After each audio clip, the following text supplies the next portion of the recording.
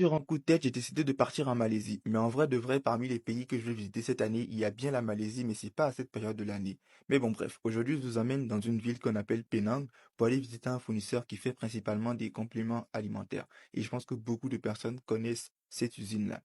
Là, ils m'ont aidé à booker mon ticket de train. Ils ont été très gentils parce que je savais pas comment ça fonctionnait. Et là, j'étais dans le train, ils ont ramené une boîte dans laquelle il y avait plein de trucs. Et ce qui était surprenant, c'est qu'il y avait des écouteurs. Bon, niveau écologique, c'est pas bon parce que si à chaque voyageur, il y a des écouteurs, c'est pas trop intéressant.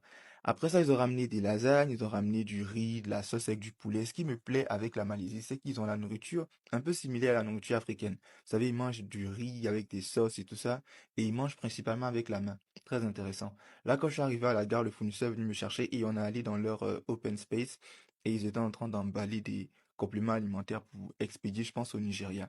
Ensuite, ils m'ont raccompagné à mon hôtel pour déposer mes affaires, me reposer et tout. Et le même soir, ils m'ont invité au restaurant. Donc, regardez l'hôtel la nuit. C'est vraiment beau. On dirait du vrai feu, on dirait des flammes. Là, on est arrivé dans un restaurant. Ils m'ont invité dans un restaurant arabe. Donc, la nourriture était hyper bonne. Du mouton, du pain, tout ce que vous connaissez. Et là, ils m'ont raccompagné à mon hôtel. Bizarrement, ce que j'ai constaté en Malaisie, c'est que les endroits ferment beaucoup plus tôt. Par exemple, en Thaïlande, c'est jusqu'à 24 heures sur 24, mais en Malaisie, ça ferme un peu tôt.